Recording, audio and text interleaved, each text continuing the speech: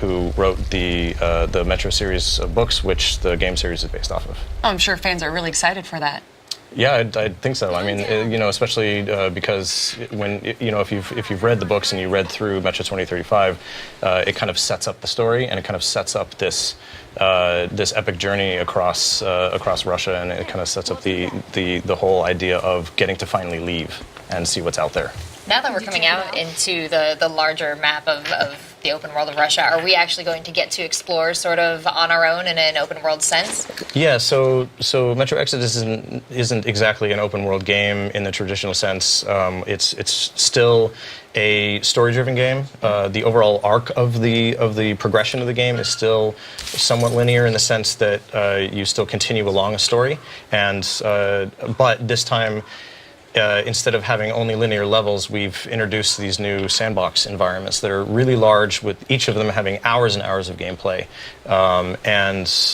There's still a narrative thread that carries you through each one of them, but it just gives the player so much more options, so much more ability to explore, more freedom to set their own pace, and a whole lot more content than we've ever done before. I appreciate that you give sort of, a little bit more of on-the-rails open world style. Yeah, pun intended. Oh, yeah. So yeah, speaking of the train tracks, the train is the most prevalent thing that you see in all the trailers, and that's their home base. What exactly can you do there, or inside the train? So the train is called the Aurora. The team, the Spartans, Artyom and his friends have named it the Aurora. And the train is what they leave Moscow with, and as they take their journey across the continent, they will add to it, add cars to it. In this level that we're showing off this year at E3, one of the objectives that the player has at one point is to obtain a kind of a passenger car to attach to it in order to take with them some of the survivors that they find in this area.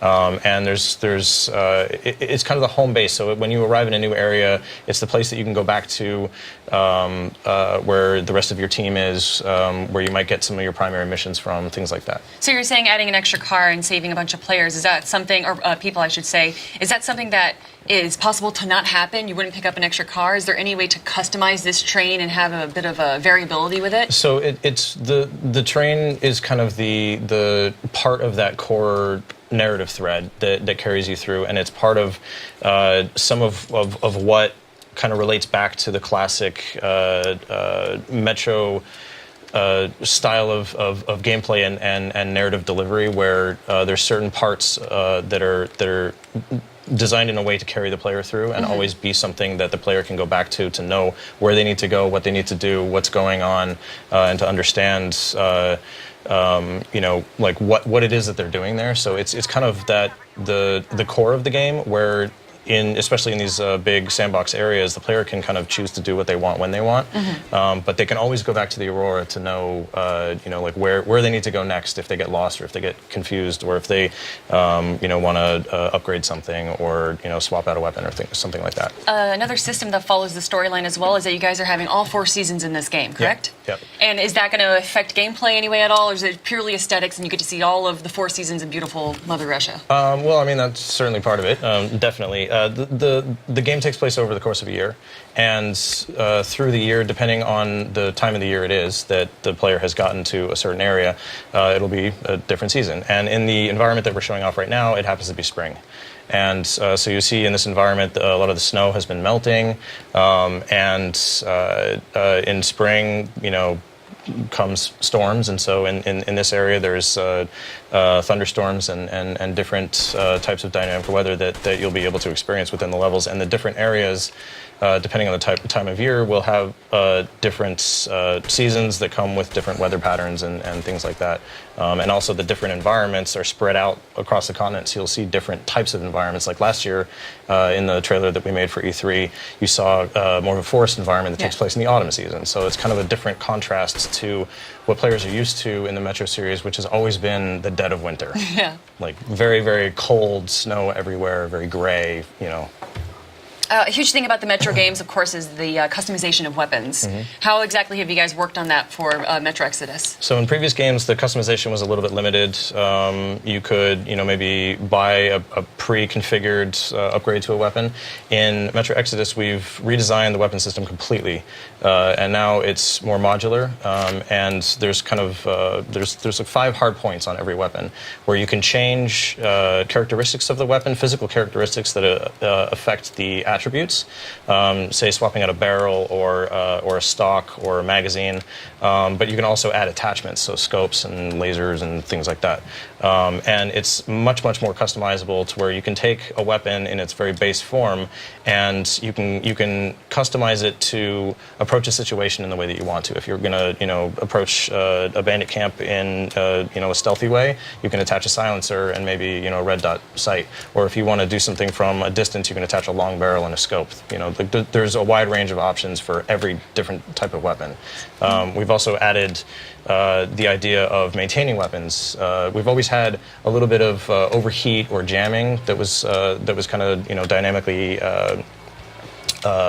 occurring with weapon use in previous Metros, but in this game in particular, you have to maintain the weapons. So when you come to a workbench, as you're seeing right now, you'll have to clean the weapons because dirt, grime, water, things like that will actually cause the weapons to break down more often, and even possibly affect the performance of the weapons as well. I was looking for more chores. Thank you. Is there it sounds like you're giving players a ton of options as far as is there an option to not clean my weapons? Is there a lot of options as far as, if you're going to give me all these different weapon attachments to approach the same fight, a stealth way, an aggressive way, what are the range of my options here as a player? Well, you can, potentially if you don't maintain your weapon and it breaks down, you can, pick up another weapon that you find from an enemy that you've taken out. So I can just, use them and toss them. Yeah, if you really want to. Yeah, but I think that players would probably spend time, choosing what they want to use, their tools and customizing things and trying to hold on to the things that they really like. But some of that comes down to balance as well. But it's part of our survival gameplay of you need to scavenge for resources, scavenge for ammunition, craft the things that you need, to survive, like med packs and gas mask filters, things like that, and maintain your weapons. It's all part of that kind of survival sandbox gameplay that we're trying to bring to the Metro series this time around. Sounds very fun. I like to keep my I think it's fun, yeah. One of the cool things for being about Metro is, of course, the monsters that we get to see through all of it. In the original trailer I saw, there was a cool zombie bear. What happened to it? Is it still in the game? Yes, he's still there. Good. He happens to be native to a different region than what we're showing this time around. This region happens to be inhabited by a classic Metro creature that people have seen before called the Watchmen, and also these new ones that we've seen that we're seeing right now called the Humanimals. There's different creatures in different regions. They different ones that live above ground, below ground, and different ones that have kind of adapted naturally to their environments. And some of them are completely new because we're no longer in the Moscow Metro system, and so some mutants won't be returning, and some new ones the player will come across, and some will be returning as well.